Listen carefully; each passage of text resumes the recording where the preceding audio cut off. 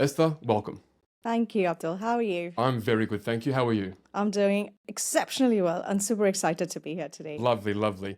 This has been 2 or 3 years in the making, hasn't it? Quite, absolutely. More recently when we connected sometime in March or April, if I recall, and then lots have happened since Yep. for Brilliant. both of us. Well, look, I think it's going to be quite a different episode to most because we're going to speak less about what you've accomplished in your career and talk about more about the passions and things that you're looking to achieve in the future, right? Because I think there are a lot of things that you know a lot about and you are passionate about that I share those same passions. So I want to just get started with your 20 years in HR. Just give us a quick intro of what you've been doing throughout your career to start off with, and then we'll lead into the passions and everything else. Thank you, Abdul. 20 years have been absolutely a fantastic journey. All along has been an exposure to transforming people's lives. Quite like yourself, done a little bit of work in the recruitment, talent acquisition space. That just directly means you're impacting people's lives. You're moving them continents and jobs and changing, helping them chase their dreams and find the right opportunities that they have once dreamt of and talked about with their friends, family, and their own coaches.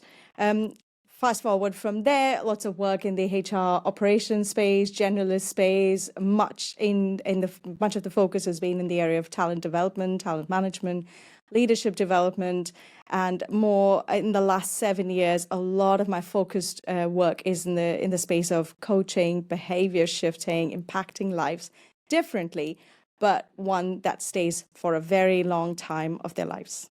What was the major sort of trigger or moment in your life that shifted you away and put you towards a sort of coaching element in your career? Sure. My growth has come in different sort of bursts, I'd say.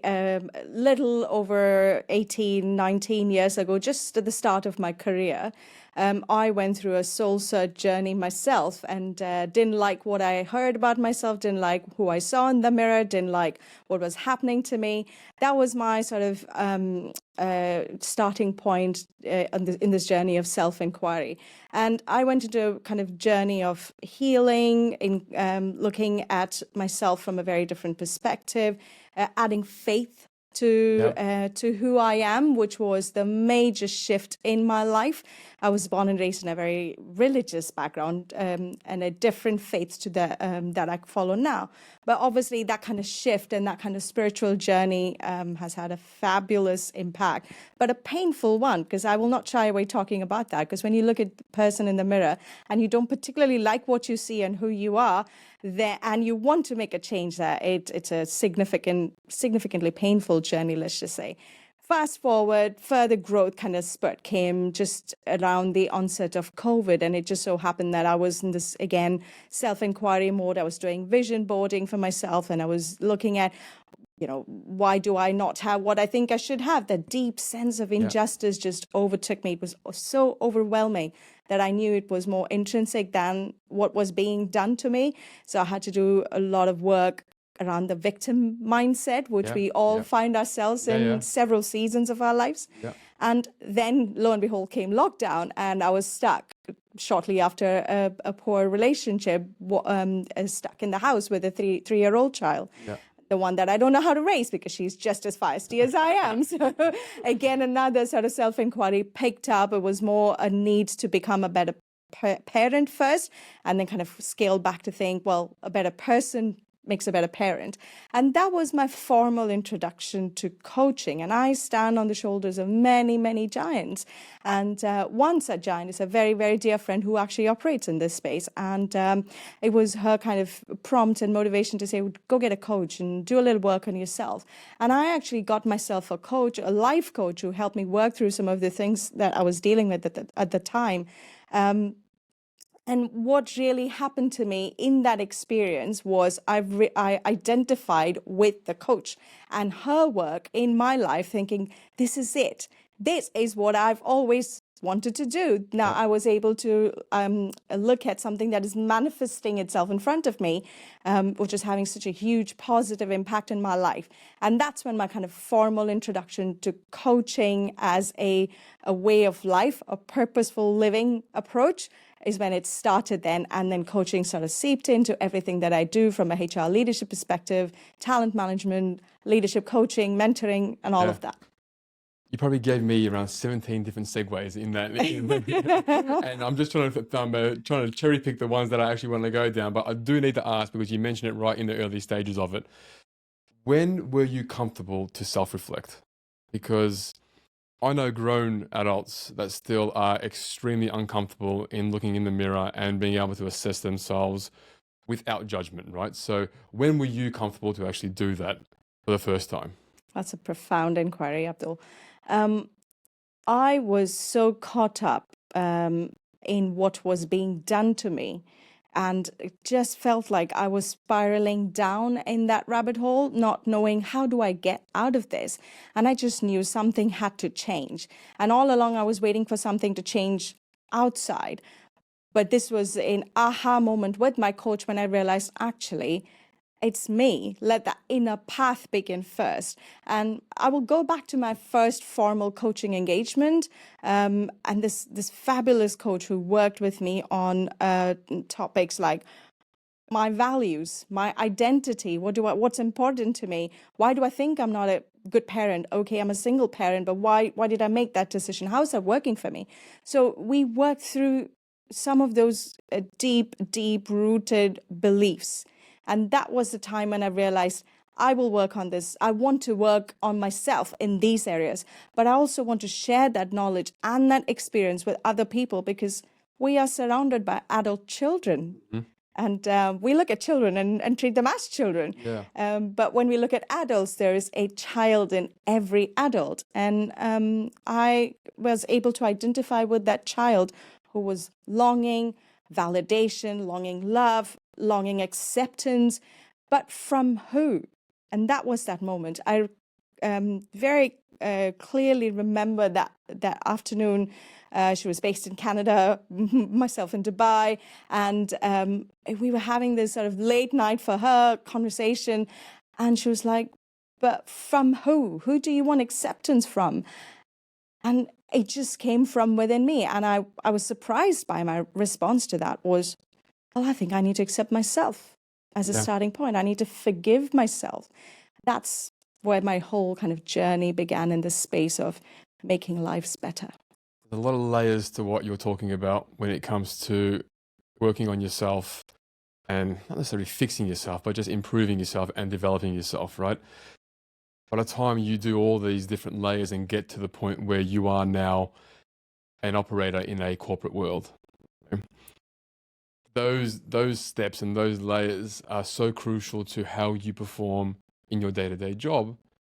And you've just proven that by working on yourself had nothing to do with your career, had nothing to do with your performance in your career, or trying to further yourself in your job or at work or anything like that. It was more about working with who you wanted to be for different reasons that had nothing to do with work, right? Absolutely. But yet by doing that, your career will then obviously skyrocket. You'll go further and further in your job because you're able to probably see things clearer. You're able to perform at a higher level because your mental state is at a very strong point at that particular time. So as a coach now, how do you advise someone who doesn't necessarily have this awareness of themselves that they're their own worst enemy when it comes to how they perform in their day-to-day job based on who they are or the demons that they're actually fighting with on a regular basis? Absolutely. You know, I firmly believe feedback is a gift. Yep. And feedback is a two-way interaction or multi-dimensional. Let me ask you a question before I answer yours. What's the loudest noise or voice in your head? Who do you hear the most throughout the day? My own. Right. So if you're hearing someone speak to you more hours in the day than you would like, you want to hear good things about yourself. Yeah, of course. And that starts with that kind of healing process. And oftentimes the child in us, the child in an adult, is wanting to hear about how have I done well today? Or where did I go wrong? Or be overly critical about yourself. So you can hear the voice in your head constantly talk about what's gone well, what's not looking good, what could have been better. So you are your own mate from that perspective. Yeah.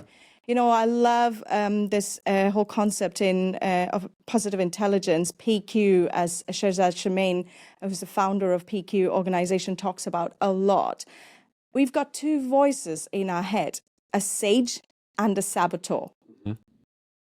And yes, the saboteur voice for some is a lot louder than the sage, but they coexist. And Shehzad says they must coexist. And for me, that sort of, it's okay, it's important, and it's perfectly normal to have the sage and the saboteur coexist was a turning point in how I viewed myself and then how I enable others view themselves as well as the teams in a corporate setting. So coming back to your point, that sage will tell you how good you are, or will tell you you could be better. These are the areas you could have done better. This conversation could have been avoided. But the saboteur will tell you you should have been a bit more in control of that. You did so poorly. How could you do that? You've let yourself down. So when you feed your sage on a daily basis and your saboteur voice diminishes, it's still there in the background. Every now and then it will make that noise, but you feed into your sage. So that's the kind of work that I do a lot, even in a corporate setting, even with leaders, established, chief executives.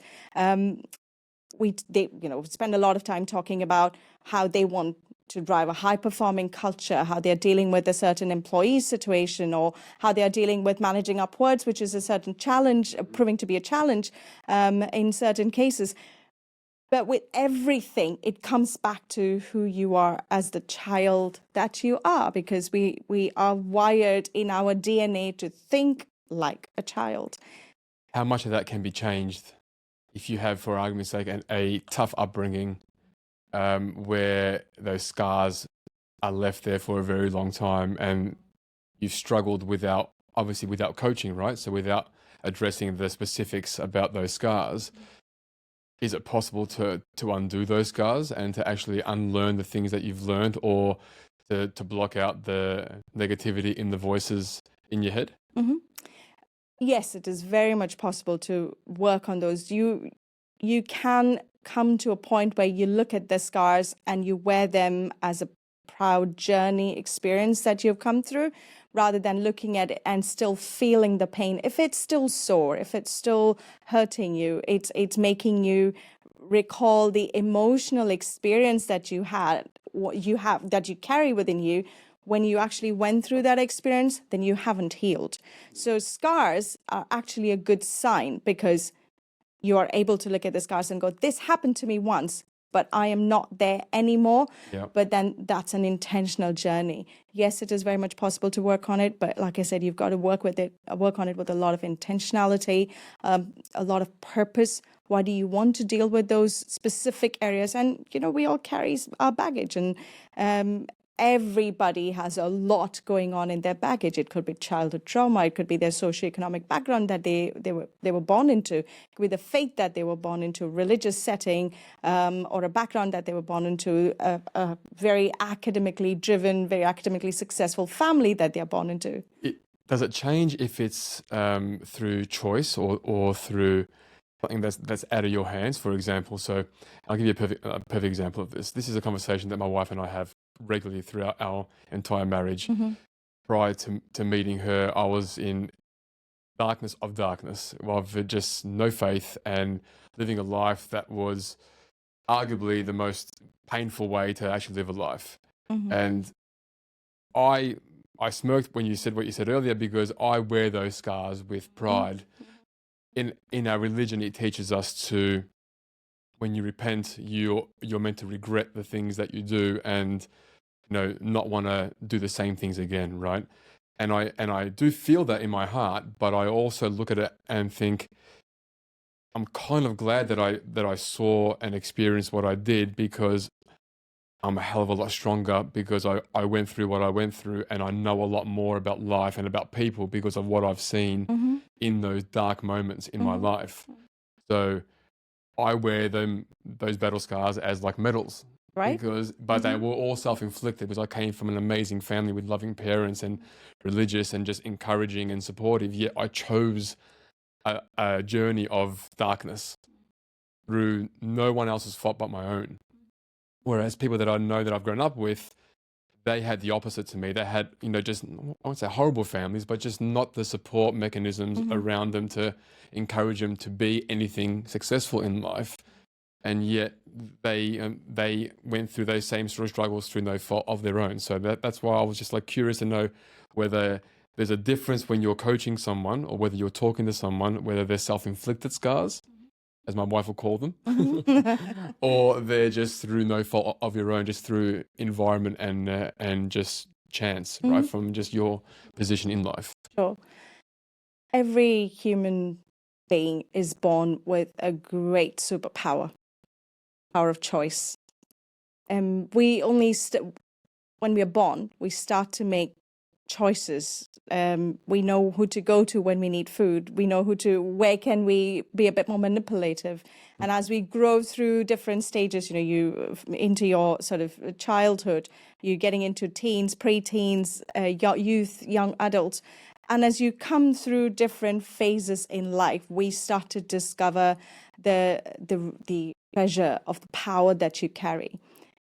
And that power is actually dangerous because if you don't harness it with the right care, support, which from the sound of your own sort of testimonial, you're saying that you had all of that, yet you made certain choices which weren't working for you, which you later on in life, after thankfully meeting your wife, realize that there is a different path and there are a different set of choices. But then there is a big part that you played in there, apart from the self-infliction, as you say, or for someone who's born into a contrary environment, a war-inflicted environment, for example. You made a choice to not go back. You made a choice to change. Change comes in different seasons and different packets. And we often expect as coach, you work with a leader or an individual, a female leader, a very successful, driven individual, or someone who's just happy with or wanting to do a little bit more than where they are at, very comfortable in their comfort zone. When you work with different types of individuals who have different intentions and outcomes that they are expecting, everybody has the same power of choice. Can you walk out of the deep, dark valleys that you've created for yourself? Yes, you can, and you have. There's several of us who've done that. People who find themselves in that place right now, as they hear us speak, will think, I don't think I can ever get out of this. It's a financial mess that I've gotten myself into, and I don't know, how do I get out of this? There is a way out of every dark and it all starts with you. It all starts with, who do you want to be? Who are you comfortable with being? That sense of spiritual inquiry. And for me, coaching is a very, very spiritual experience. It has been for me, because you're working deep down beyond your sort of rational cognitive ability to process information. You're going one level deeper than that, and you're starting to look at the beliefs, the deep-rooted beliefs that you have. And then you're going further deeper and inquiring about what's important to you. What are your values? How do you demonstrate those values? How do you want them demonstrated towards you? And what's your lens? What lens are you wearing that you're looking at somebody else through that lens? But wait a second, flip that. What is the lens that you're wearing when you're looking at yourself? And often they actually mirror each other. Yeah. And you would have encountered a lot of people who are critical about other individuals. And oftentimes it breaks my heart to see senior leaders, adults, very established professionals who have gotten themselves in that deep, dark valley. And it's less self-inflicted, but it's also how their mind is conditioned to be that go-getter, to achieve something, they have to pull somebody else down. To get somewhere, someone else needs to be pushed back. It's that mindset. So you go deeper and deeper, and you get to the soul, the inner man, as we say.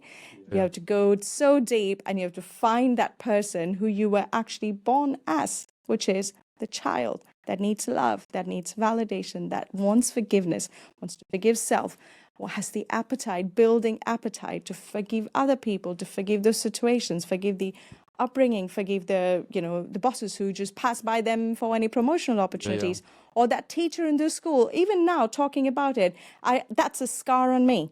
My times nearly 30 years ago in schools in a very small town outside Mumbai in India. We didn't have the exposure to the IB curriculum or the most advanced, mental health and well-being types of curriculum for us. We simply woke up, got dressed, went to school, did our math, English, our languages. We came back home, ate our food, did the practice, went out, socially engaged with children. But at every stage, every step, practically every day, there's traumatizing experiences that are around us. For some children, it's bullying. For some children, it's just discriminative behavior from people in positions of authority. Some people experience that at home. Everything that can go wrong in a person's life is usually in that age of 3 to 13. Yep. That's the most critical time of a person's life, because that's where your deep-rooted belief system kicks in. That's where all your experiences are gathered. And neuroscience research says that the most cognitively advanced age for any human being is that 3 to 13, because you're taking in that information, you're processing that, you're interpreting it in your own way, you're creating your own standards. Yep. So a lot of the work that we do as coaches with adults is going back to that, because that then helps people look at, I view myself in a certain way. You've looked at yourself with more compassion. You talked about being stronger now, but also with strength, you have built a lot more compassion because you've had more compassion on yourself. Well, I definitely feel a lot more now than what I did, say, 15 years ago. And that shows in the way that I manage and the way that I lead compared to how I used to lead. So like I was very aggressive as a leader prior to working on myself, right? So, but I love the way that you speak about coaching and speak about mentoring, because it's a lot deeper than most speak about it, right? So, and I think, anyone who knows me will know that I'm a huge advocate for having a mentor. I've had the same one for 16, 17 years, and we speak on a monthly basis. And I gain a lot of that external perspective, not only in business, but just everyday life when I'm talking to him about certain things that are happening. And then I just gain that external viewpoint on how I might be missing something because I'm just too deep into the weeds, right? I'm just or emotionally invested in something, and I want something to happen, or I want something to be right, and let alone practically it actually isn't right, but I can't see it because of just my genuine emotive desire to actually want it that way. So hearing you speak about coaches being more than just that sort of surface level on how do you get them to become a high performer, that's basic leadership stuff, right? Is how do you work on the individual themselves to become a better person, which in turn will lead them to become a better leader or a better operator or a better salesperson or whatever it may be, sort of thing, because they're comfortable with who they are in their own skin. Nothing will really sort of break them down, right? Because this is where we're going to get to one of the topics, which is that self-worth, right? It is, we live in a world, in my mind, where I think it's a fragile society, where it's an overly sensitive society. I don't know whether it's right or wrong, because we were talking before we started recording about how we grew up and parents and our families, and there wasn't any sort of put your arm around someone because they came second or third, or they didn't even place in a race, or they missed a penalty goal or anything like that. It was like you were like criticized, you were like teased for doing that by family members, by even parents, because you just didn't do it. There was no encouraging words. It's okay, you tried your best. And then I fast forward and I hear my kids speak, and when I go watch them, and then my daughter would run for something, she's like, I tried my best, and I was like, what language is this? Like, I'm not used to this. Like, That's right. like try harder. Yeah. Like, you know, like, but then I hear, and that's when I hear someone else's voice in my head, Right. because that's not me. And then when I speak to my eldest son, Isaac, who is an overly sensitive boy, naturally, he's an extreme empath. So 1 in 10 times I'll be that supportive dad to him, and he comes to me and then he hugs me and he squeezes me. And he's like, thanks, Lovely. Dad. I'm like, just said, like, you know, well done, buddy. Like, keep it up. He's like, I'm proud of you. And that's all he needed to hear. That's right. And he's 9, right? So hearing you say that 3 to 13 years are those years where they experience all these things, I'm now just like recalibrating all the sort of parenting, you know, moments that I've had with my 3 kids about, you know, am I giving them the right sort of tools and the right sort of messaging? So how do you control this now in a environment where you're dealing with an adult or the child within an adult to try and get them to establish self-worth that isn't reliant on someone else's opinion? Right. It was a very long way to get to a question, by the way. Well, no, but it's one that is almost self-giving, and I'll qualify what I mean by that. Self-worth is independent of what people normally understand of it as self-esteem, but it's intrinsically linked as well. Let me explain that. Self-worth is the value you place in yourself.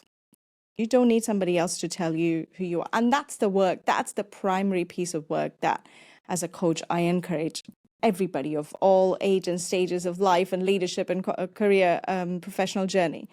But the emphasis on self-worth is about, who am I?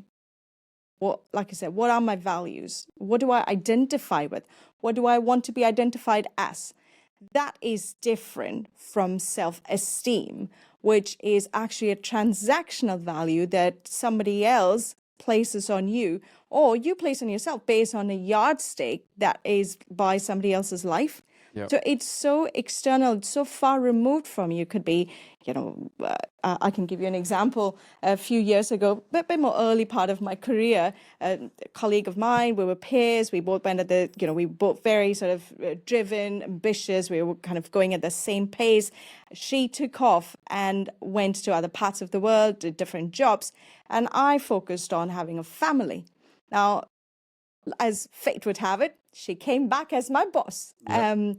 And let's just say it didn't start very well for both of us, because in her mind, she's thinking, I'm going to be worried about, or going to be afraid of, or going to challenge her on, oh, who are you? Like, we were working at the same level. Yep. Versus for me, I'm thinking, wow, I'm so proud of you. Very well done. But also there was that saboteur in me that kept telling me, look at where she is today. Look at where you are today.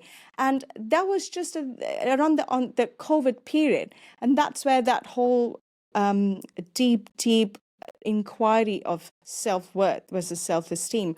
What is the value I'm associating on myself? What is it? Is it by what I have earned, learned, lost, failed, achieved, succeeded in, proud of, or super reproachable choices that I have made? Is that who I am? Is that who I identify myself with? That's a value that comes from outside of me.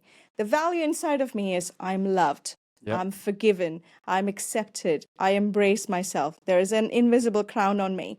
The moment you start working on yourself as a parent, and parenting is a spiritual journey in itself, because you're now suddenly gone from looking after yourself, your goals, your ambitions, to now adding somebody else's care in your life. Parenting and leadership is very, very similar. You are a leader at home and you are a parent at work. Yeah. It's interchangeable, and they are not separate. You cannot separate them if you actually are a parent.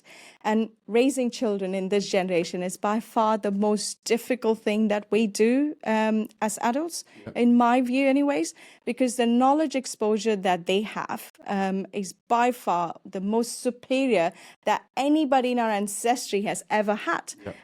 Be it social media, be it the curriculum that they're exposed to, be it the younger sort of teachers that come from different parts of the world. And that's even more true in a transient... Even life experiences with like travel and so forth now compared to back in the day. Absolutely. You know, we live in a very transient nation. A lot of people come in and go.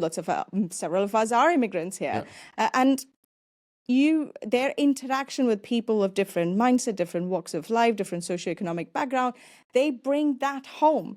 And then you're thinking, how am I going to deal with this? Just like what you said, like, how are you going to respond? Like, how do you respond to your young daughter who's saying, I'm going to try harder next time? Wow, I wish I could do that. So my daughter, you too, on your children, they are some of the giants that we are actually standing on their shoulders, right? And you learn every day from what they bring home, but also we have the responsibility and the obligation to give them a best chance with life, especially when you haven't had it yourself. So my brother, my nephew, actually, he's a fantastic cricketer. He's only 14. I feel, my mum keeps saying this, your brother's living his unfulfilled dreams through his son's life, because my brother's an absolute cricket fan.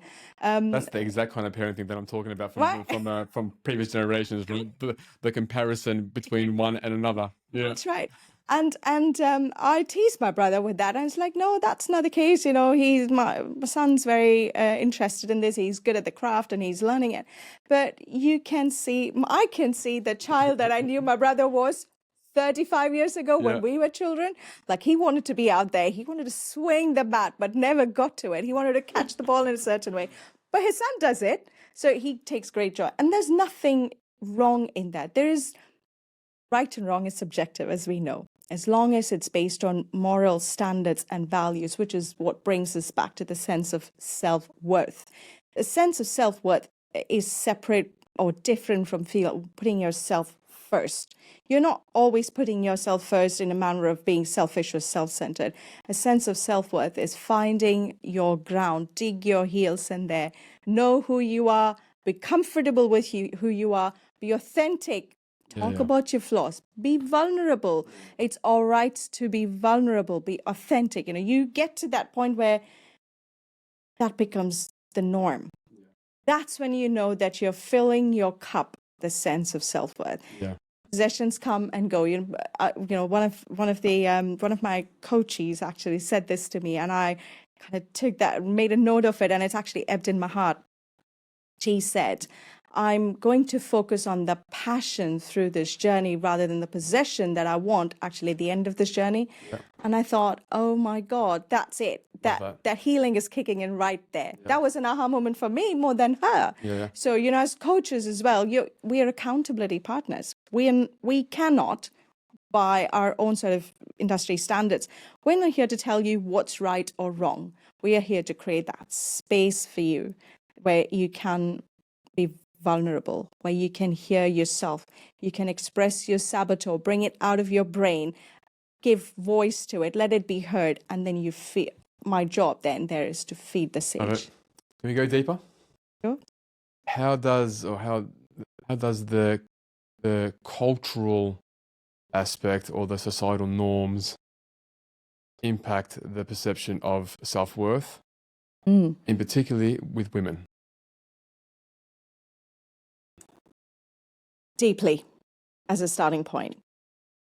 When you're born we live in a patriarchal world, and that is the story today. That was the story thousands of years ago. That will be the story in the generations to come as well. That's just the reality of it.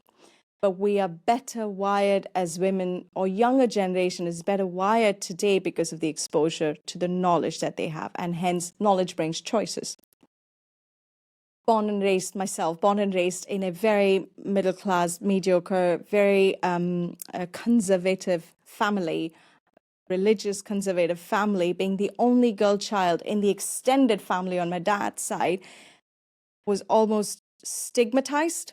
Like, everybody's got so many boys. Like, my mom was the only one with a girl and a boy. It was almost like, oh, you don't have two boys. Yeah. And I don't believe it came from a place of contempt. It came from a place of ancestral patterns. And that's what people are wired into. So we are born into that. And those are missed opportunities for our ancestors and our extended families and previous generations, where they probably didn't pick the choice to break that norm. How does that impact us?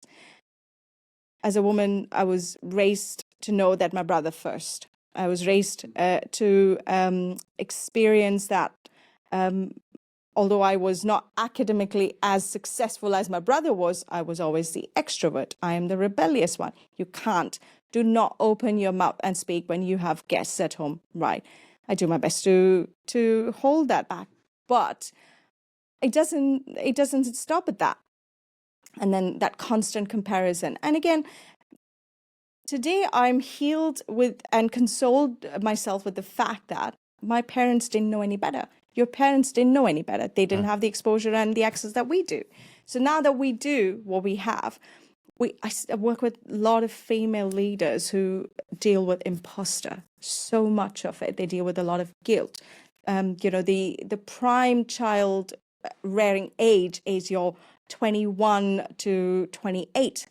Now, as a woman, do I focus on having my family?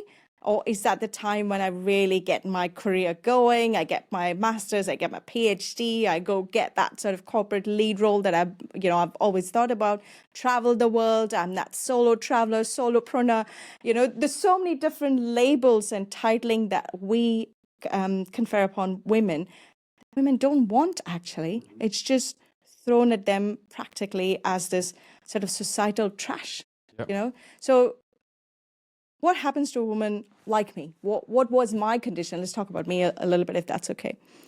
Single parent, bad relationship choices, financial mess, unhappy at work, walked away from the faith that I was born into, still have a loving family, don't know how they're putting up with me. I have a beautiful child. How do I get out of this mess? And a lot of the work that's happened to me, and I kind of do with other female leaders as well, is to deal with that imposter, is to deal with that guilt is to deal with that FOMO, the fear of missing out. It's to deal with other people's opinions, that self-esteem bit, somebody else's estimation of who I am by the standards of what I've achieved or not, or been successful or otherwise. That is deep-rooted in us. And in my view, at the moment anyways, it's a lifelong journey. That, I almost call it a serpent. That serpent lifts its head every now and then, will come and attack you at a time when you are not even expecting it to happen.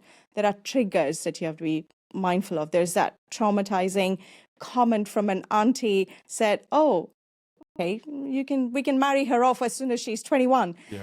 Versus today, 25, 30 years later, I am the first woman in my mum's side of the family who actually came out into an international setting and become who I've become today. I could wear that as a medal, or I could wear that as a sense of entitlement. That's a choice I make. Sense of entitlement brings in arrogance and pride, and that takes you further away from a sense of self-worth.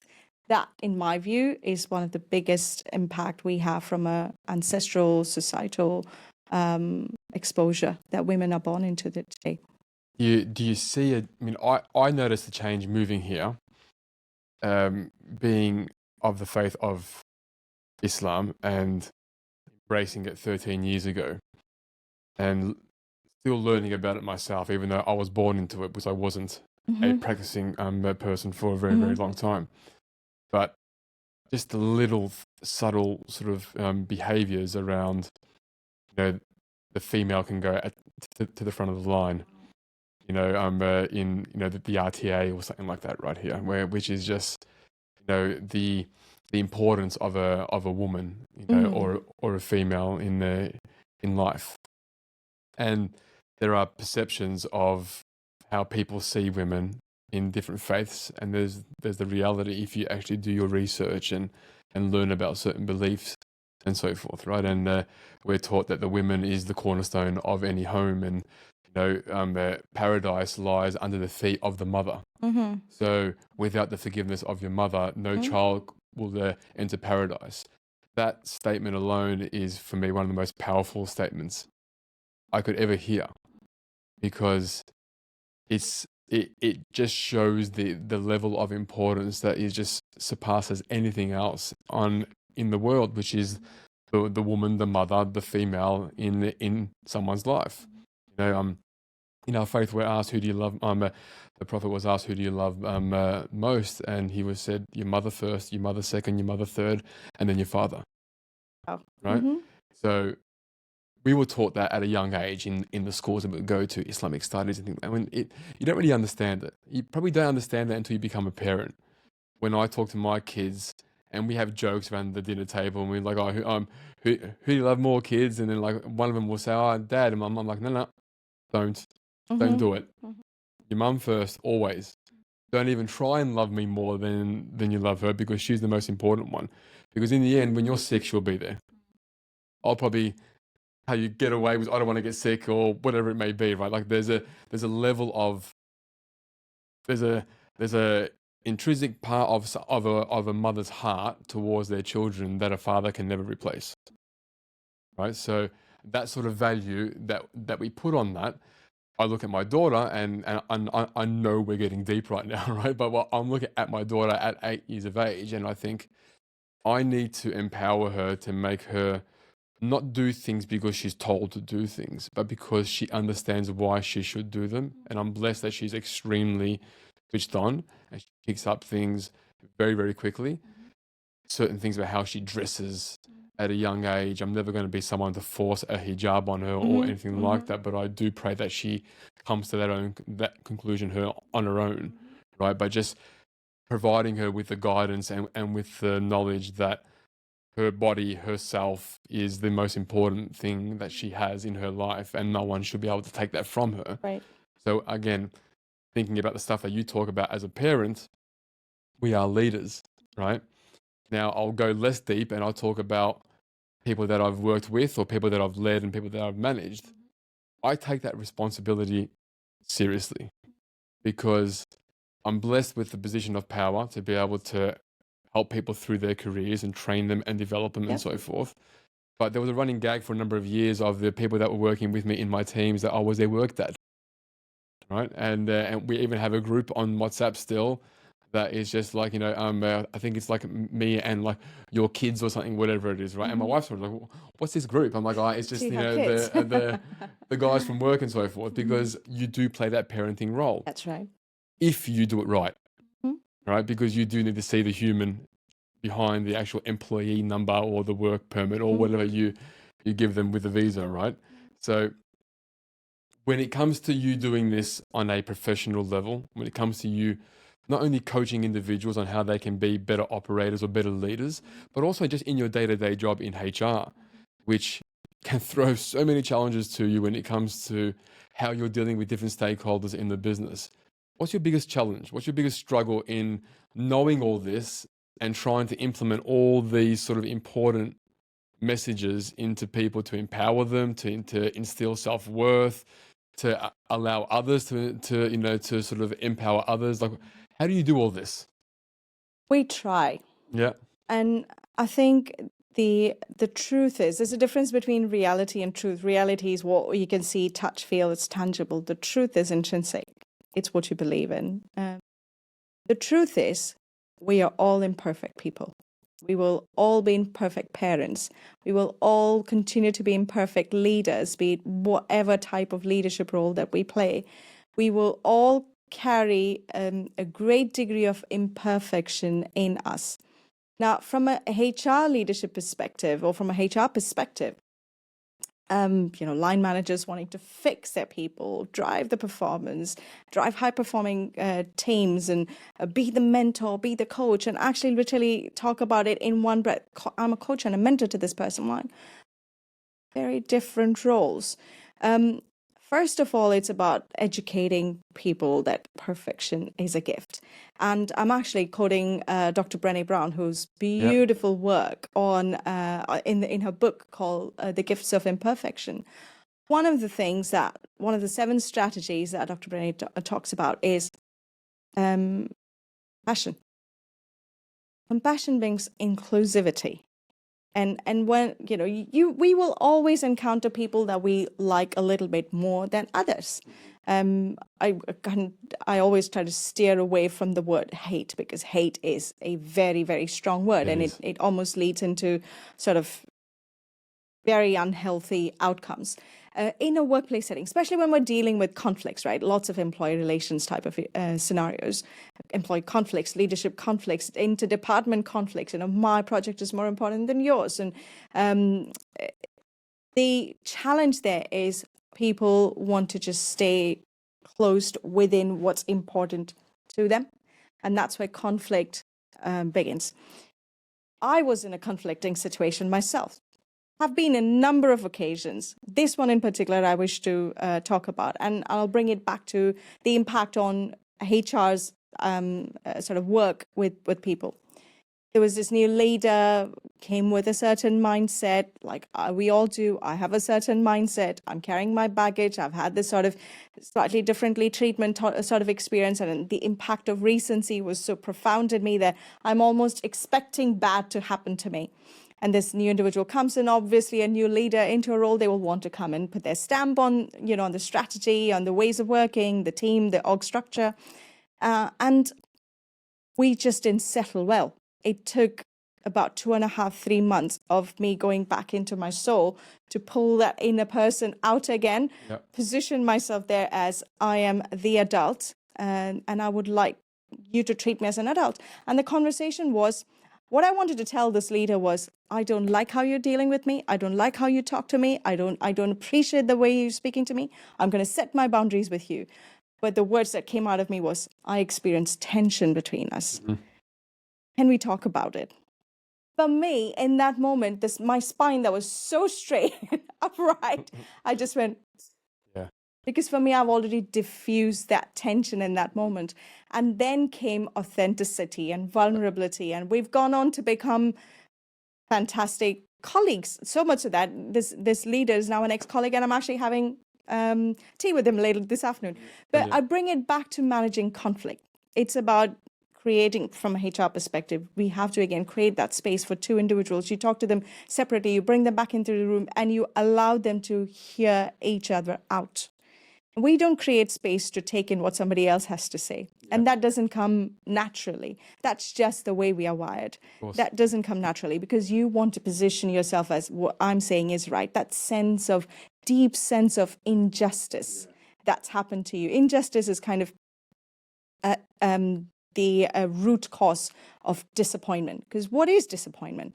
And be it in a work setting, be it as a parent, be it as a single woman who's in her late 30s and yet to find a partner, or yet to buy a property or get a car, or even please their parent. Just all they want, sometimes all we want is to hear from our parents to say, well done, like your son does, right? At this age. So that deep sense of injustice and disappointment just kind of expose that, but expose the emotions, don't expose the individuals. That's where conflict resolution kicks in. And to be honest, I have dealt with innumerable cases of employee conflict, employee relations scenario, very differently to how I approach it now.